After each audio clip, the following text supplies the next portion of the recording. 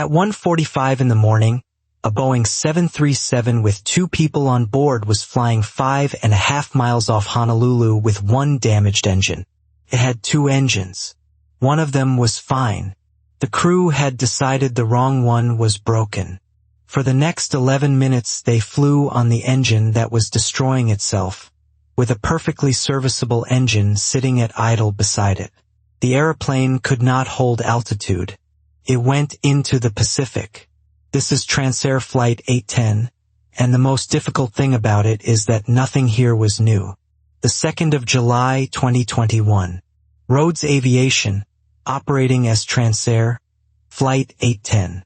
A Boeing 737-200, registration November 810 Tango Alpha. A cargo flight, Honolulu to Kahului. 20 minutes in the air. The first of 6 legs the crew were scheduled to fly that day. 2 pilots on board and nothing else that breathes. The first officer walked the aircraft before departure and found dried fluid on the right main landing gear. He reported it. The captain looked at it with a mechanic. No active leak, reservoir full, dried residue only. They signed it off. That assessment was correct and had nothing to do with what happened next. One detail from the takeoff roll matters later.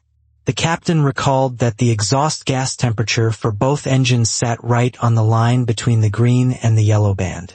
The manual puts maximum continuous exhaust gas temperature at 540 degrees. He had seen it there on previous takeoffs and he considered it normal. 38 seconds after rotation. At 01:33:52, the cockpit voice recorder captured a thud. 2.5 seconds later, a low-frequency vibration, an expletive from the first officer, and the captain saying, quote, "lost an engine." The flight data recorder shows the aircraft climbing through 390 feet at 155 knots. The engine pressure ratio for the right engine dropped suddenly to 1.43. The left engine held at 2.00. The airplane yawed right. The first officer corrected with left rudder. Everything so far is textbook. A right engine losing thrust makes an aircraft swing right, and the crew felt exactly that. Both pilots said afterwards that they noted the right engine had lost power. On the recording, the crew correctly identified the number 2 engine within 5 seconds of the thud. On paper, 38 seconds into the emergency, they had it. But the interviews conducted afterwards say something the recording cannot. The captain heard a whoosh. He saw both engine pressure ratio needles sitting about 2 tick marks below where he had set them, with the right one a few ticks lower than the left. The noise, the yaw, the roll, and that gauge reading led him to the right engine. The first officer heard a pop. He said it came from the left engine area. He said that after the pop, quote, all the gauges on the left side, the number 1 just dropped. He recalled the airplane pulling to the left. He stated it plainly. He remembered very clearly that his initial thought was that they had lost the number 1 engine. So the 2 men in that cockpit formed opposite diagnoses in the first 5 seconds, and the one that went on the radio was the captain's. The disagreement was never spoken. It was simply carried, quietly, by the man flying the airplane. How a correct diagnosis became the wrong one. The captain called for flaps up, then reduced thrust to maximum continuous. Over the next 2.6 seconds the left engine's pressure ratio came down from 1.96 to 1.91. Then it kept coming down. 1.91 to 1.83 to 1.53 to 1.23 over the following minute and 17 seconds. Somebody did command that, and this is the hinge of the entire accident. After the airplane leveled off at 2,000 feet, the first officer reduced thrust on both engines. He said so in interviews. Airspeed came back from about 250 knots to 210. That was not a mistake. 210 knots is exactly what the operator's own simulator guide specifies for a single-engine failure after decision speed.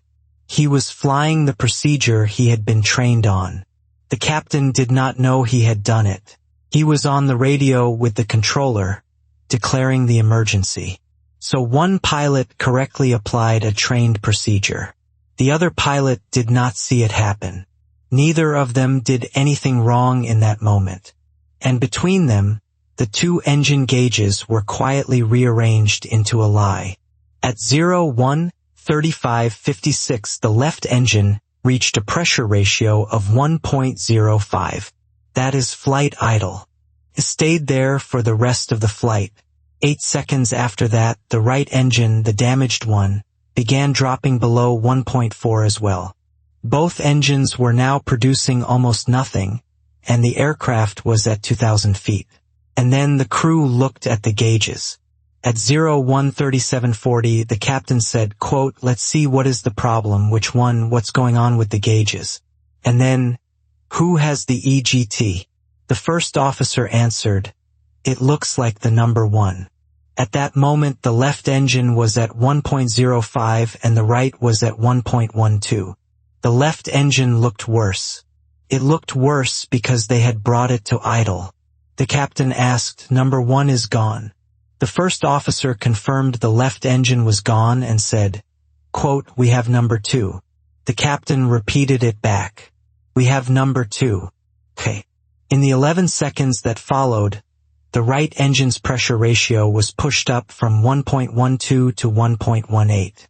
The crew had committed to the damaged engine as their good one, and they began asking it for more. 11 minutes. The captain's plan was reasonable for the situation he believed he was in. Climb to 2,000 feet, stay within 15 miles of the airport, work the checklist. He said afterwards there was no need to rush, there was no fire, and an engine was running. An engine was running. That sentence is true, and it is the whole accident. The investigation notes that the NTSB considered this decision reasonable for a single engine failure event. Staying clear of traffic and buying time to work a checklist is what the training says to do. But there is a line in the report that reframes it. The captain stated that he had previously been criticized by the company chief pilot for returning to the airport without completing the required abnormal checklist during an earlier in-flight emergency. So when he chose to stay 15 miles out and work the checklist rather than turn straight back, he was doing what his airline had told him to do, in words from a person with authority over his career. It moved the airplane further from the runway and further out over black water at 1 in the morning. The report does not call that decision an error. It records where the pressure came from. At 01:38:58, the first officer said, quote, "We're red line here," and suggested pulling the right thrust lever back a little. That is the damaged engine, being run past its limit, and the man beside the captain said so out loud. At 01:39:46, the captain told the controller, quote, "We might lose the other engine too." By the other engine, he meant the left one. The one at idle. The one that was fine. At 01:40:11, the aircraft was at 1,050 feet and 157 knots, and the recorder caught 1.8 seconds of what may have been the stick shaker, the control column vibrating to warn of an approaching stall. The captain said, "We can't keep going down." The first officer confirmed they were descending. The captain asked how the exhaust gas temperature looked. The first officer replied, quote, "It's beyond max." At 01:40:41, the captain said, quote, "We're barely holding altitude. See what you can do in the checklist, finish as much as possible." They never finished it. Step 1 of the engine failure or shutdown checklist asks the crew to decide whether this is a simple failure or severe damage. The first officer began reading it aloud, got as far as, quote, "It says do the engine shut down only when flight conditions," and interrupted himself with, "We have to fly the airplane though." The captain said okay. The checklist stopped there. The last 3 minutes. At 01:41:58, the ground proximity system called 500 feet. 2 seconds later, too low gear. The captain told the controller, quote, "We've lost the number 1 engine, we're coming straight to the airport, we're going to need the fire department. There's a chance we're going to lose the other engine too, it's running very hot." He then added, quote, "We're pretty low on the speed, it doesn't look good out here." You might want to let the Coast Guard know as well. The first officer said, quote, "Fly the airplane, please." The ground proximity system called too low terrain, too low gear, and terrain. The controller offered a closer airport 3 miles north. The first officer asked for the closest runway available. The stick shaker began and did not stop. At 01:44:52 the captain said, "You have control," twice. The first officer took the airplane. The captain said, quote, "This is the water, we will be in the water." The cockpit microphone recorded heavy breathing. At 01:45:11 he announced, "We're in the water," twice. Impact was recorded 6 seconds later. At the moment of impact, the left engine's pressure ratio was 1.05. The right engine's was 1.46. The airplane hit the Pacific with one engine at idle and one engine damaged, and the investigation later established that the left engine was capable of producing normal thrust throughout the entire flight. The captain was seriously injured. The first officer suffered minor injuries. Both were recovered from the water. The aircraft was destroyed. Why the wrong engine? In interviews, the captain described hearing a whoosh immediately after the gear-up call, and noticing that both engine pressure ratio needles sat about 2 tick marks below where he had set them. He said the right engine's reading was a few ticks lower than the left. He said the noise, the yaw, the roll, and the lower reading led him to believe the problem was with number 2. So his first read was right. What changed was the picture in front of him. Once the left engine had been brought back to idle, the 2 gauges no longer told the story of which engine was damaged. They told the story of which engine had less power applied. Those are different questions, and at 1 in the morning, with a vibrating airplane and a controller talking, they look identical. The first officer explained the procedure he was following, and it is worth hearing in his own words. For an engine failure at decision speed, both thrust levers move together until the affected engine is identified. Quote, "Our training is that we don't fly on one thrust lever until we have identified which engine. And we don't do that until after we level off. That procedure is correct. It exists precisely so a crew does not act on a snap judgment in the first seconds. It buys time to be sure. And on this night it produced the exact gauge picture that made them sure of the wrong thing." The captain was asked why he accepted the first officer's assessment without checking it himself. He said he trusted it because he had flown with this first officer many times. There is one more pressure in that cockpit worth naming. The captain said his communications with air traffic control, quote, "became a project." He said it took a while for the controller to understand what was happening, that initially he could not hear transmissions because everybody was stepping over everybody, and that the radio took too much of his time away from the cockpit. At one point, the controller issued a heading of 240 to a different aircraft on the same frequency, and the captain took it as his own. The probable cause names it directly: the flight crew's misidentification of the damaged engine after leveling off and reducing thrust, and their use of only the damaged engine for thrust during the remainder of the flight, contributing ineffective crew resource management, high workload, and stress. The rule that already existed. On the 8th of January, 1989, a Boeing 737 belonging to British Midlands suffered a fan blade failure in the left engine on climb out of Heathrow. The crew shut down the right engine, the one that was working. They descended toward East Midlands Airport on the damaged engine. It failed completely on final approach. The aircraft came down short of the runway, on the embankment of the M1 motorway. 47 people died. That accident is 32 years older than this one, and it is taught to every airline pilot. It produced a specific and durable lesson. When an engine fails, confirm which one before you touch anything, confirm it against more than one indication, and have the other pilot agree out loud before any thrust lever moves. Transair 810 did the confirmation. Both pilots said number 2 at the start.